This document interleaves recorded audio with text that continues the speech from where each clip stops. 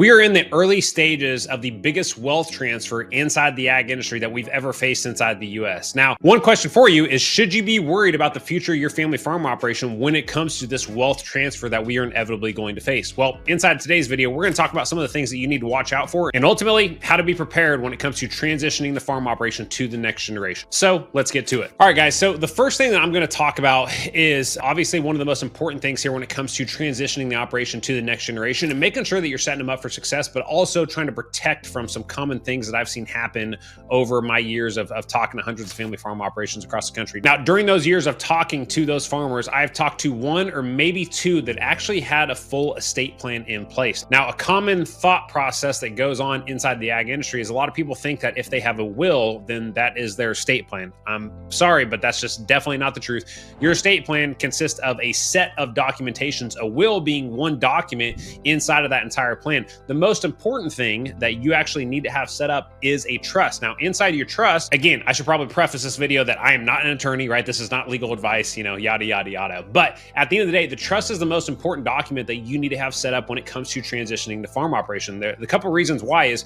if you just have a will, for example, your will is going to be all public record. Now, on your will, you could state who gets what assets and things like that. But again, it's going to go through probate, which means it's going to be public record, which means all the value of all the assets and everything is going to be public record to everybody in your county. If I know anything about farmers and ranchers and that mentality, you want to keep things as private as possible. Now, inside of a trust, though, when you have all of your assets and how things are to be distributed and at what age and what percentage and everything like that, there's so many customized things that you can do with the trust here. And I know this from my own personal experience of getting our entire estate plan set up.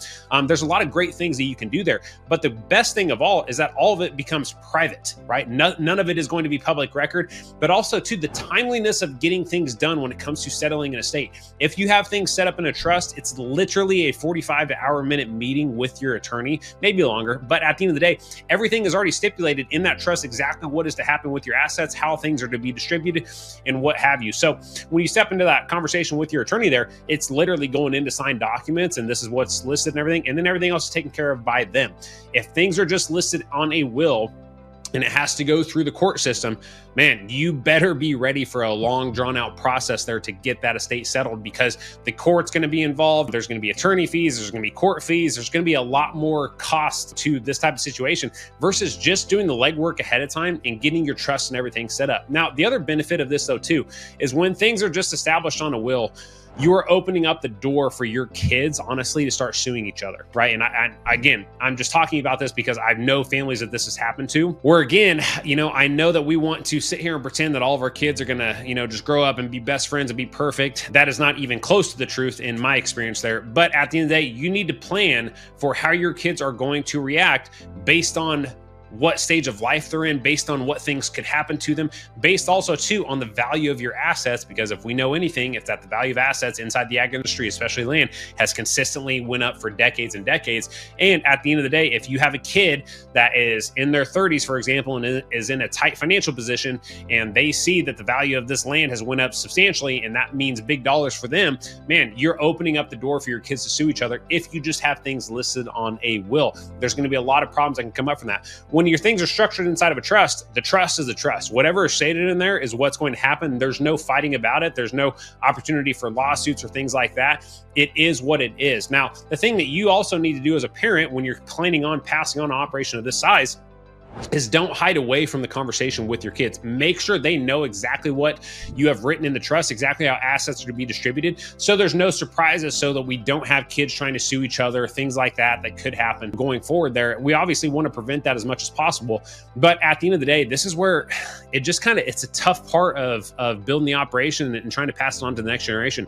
Honestly, you have to be a little bit ruthless, right? And so what do I mean by that? When it comes to deciding which kids get assets inside the operation, even is not always the best way to go, right? And that's, again, just what people automatically default to inside the industry for the most part, is they just want to just split up the assets evenly between all the kids. But what if they had one kid came back to the operation right after college and they've been there the past 20 or 30 or 40 years, raised their family there, but the other two went off into the city or something like that? Now, can you justify to me that operation should be split up evenly? Absolutely not, right? And the other thing though too is, one, you're going to have resentment from the one kid that did come back and worked on the operation if you split up things evenly. But also two, let's say the kid has to buy out now the assets from the other siblings. Can the farm actually afford to do that? In my experience and looking at numbers of where we're at today, that's not even feasible, guys. So you need to be prepared for all those things as well, which is why you need to be open and transparent when discussing this entire situation with your kids there, so they know what is to happen, so we can just be prepared for it way ahead of time and not just get, blasted with these things here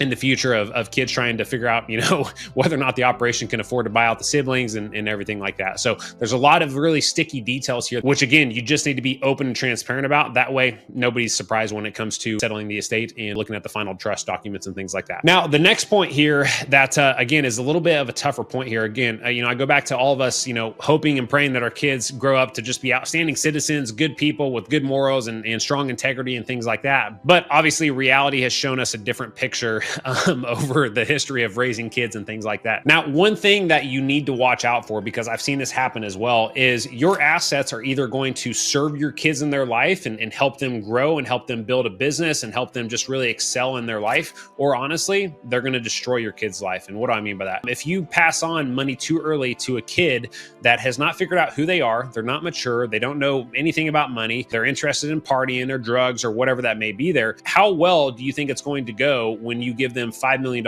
in assets, right, to somebody at that age, right? Now, this is, again, the benefit of in the trust documents, you can state at what age people get access to these assets or what milestones they have to reach in their life or what level of maturity they have to be at. Like, there's all these stipulations that you can put in there to protect that, because I've seen it time and time again, and you've probably seen it in different movies or just in life in general, these families that pass on a massive amount of wealth to these kids that did not have to earn it or work for it or go through the process of really understanding and appreciating what they're getting.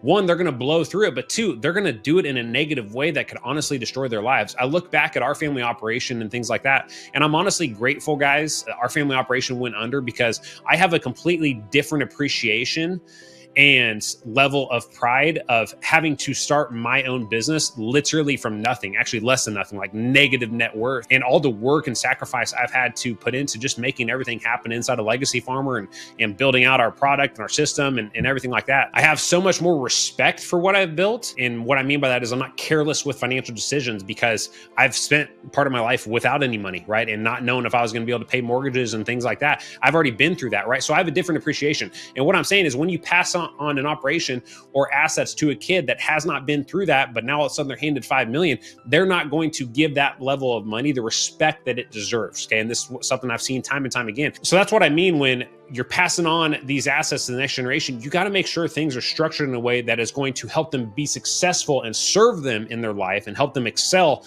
versus putting them in the position where now they can just destroy their life because they have all this money. There's no consequences and they think they can buy their way out of any decision, or they think they can buy their way out of any situation they put themselves in, right? It's just a really negative experience there to go through. So at the end of the day, it's your responsibility and my responsibility to make sure that we set up the trust in the right way that is going to serve our kids and their future and their growth, and not destroy their lives like we've seen time and time again. All right, guys, now the last point that I'll talk about inside today's video is when it comes to passing on the operation, this is a very real question for you, but when you look at the operation, right, and the way things are structured and organized right now, which for a majority of people, it's going to be completely disorganized and chaotic. Honest question for you, would you even want your kids to come back and take over the operation based on how things are working today? Now, for a majority of people, the answer to this question is absolutely not. The reason is because they're completely disorganized financially. They live in a world of stress and anxiety, and this has taken a massive toll, not only on their personal health, but on the health of their marriage, on how they were as a parent, on how they act and operate with their team or with their community. Like, it's just a negative overall experience. And a lot of people, unless they start getting things structured and organized, they're not going to want their kids to come back. And honestly, their kids aren't going to want to come back. And the other thing though, too, is you can pitch the operation as like, hey, yeah, the kids are coming back to take over. There's millions of dollars in assets, but what's the debt level too? Because your kids are either inheriting assets or honestly, they're inheriting debt, right? And you need to be very clear and upfront with your kids when it comes to the overall finances inside of the operation here. Because again, they're making lifelong decisions based on what you are telling them, right? And what you are disclosing to them inside the operation. And there's nothing more frustrating. And again, I've seen this time and time again, where son or daughter comes back, they spend their life on the operation. They're in their 30s or 40s or something like that. And they decide to set up their life there. They're going to have kids there. They're going to set up their life there, like I just said. And come to find out that, man, they came back just to inherit a bunch of debt, and they weren't told about it for a couple of decades. that is the number one way to get your kid to completely resent you, move off the operation, and want nothing to do with this. I have seen this time and time again happen as well, which is why it's up to you as the parent to fully disclose exactly what the kids are coming back to. But in order to do that, you have to have things structured and organized where you have clarity into how the operation is working, not only from a financial standpoint, but just from a day-to-day management standpoint. And that is what we have built our entire process and system around inside of Legacy Farmer. We want our customers to be able to set up basically what we call a business in a box, where it's super easy when their kids do come back to the operation to know exactly where everything is inside the operation, have everything structured, organized, clean, to where they have clarity into what they're coming back to and what they're taking over. You want a smooth transition, you better go for that type of strategy there. Otherwise, coming back to chaos and disorganization and stuff like that, man, it just creates this negative environment. You're opening up the door for resentment and anxiety and anger and stress and all these things here. And yeah, we just got to be aware of those things and try to protect our family against that happening as much as possible, which is why I value so much what we do in Legacy Farmer and how we're trying to not only help these operations today, but help them get set up for a successful transition into the future as well. So my friends, at the end of the day, if you resonate with anything inside of this video, you need to understand and know that this entire system and process that I'm talking about that we implement inside of Legacy Farmer, we have implemented this with hundreds of family farm operations since 2019 and really just fine-tune the entire process so that we can take our customers and their operations from a place of disorganization and chaos to a place of confidence and clarity, where again, they have that business in a box type of system set up inside their operations so the kids know exactly what they're coming back to. But also too, what we've learned from this is when you have the structure set up, you can start bringing your kids into the management decisions inside the operation so much sooner, because primarily as the business owner and as mom or dad, you're going to be so happy and so proud to honestly show off how structured and organized and everything like that, and be able to start bringing your kids in much sooner there, which is just going to prepare them at a much earlier stage in life. You're going to see their maturity go up. You're going to see their understanding of how the business runs from a higher level. They're just going to be a lot better, well-rounded business owners when that day comes, when you have to officially transition the operation over to them and let go of the reins a little bit. So my friends, if you want help with that, then I invite you to click the link below, schedule a free call with our team. On that call, we're going to learn a ton more about your operation. But guess what? You're going to learn a ton more about our team, our process, and the results that we've gotten our customers over the past several years of working with them. So click the link below, schedule your free call, and we'll talk to you on the call.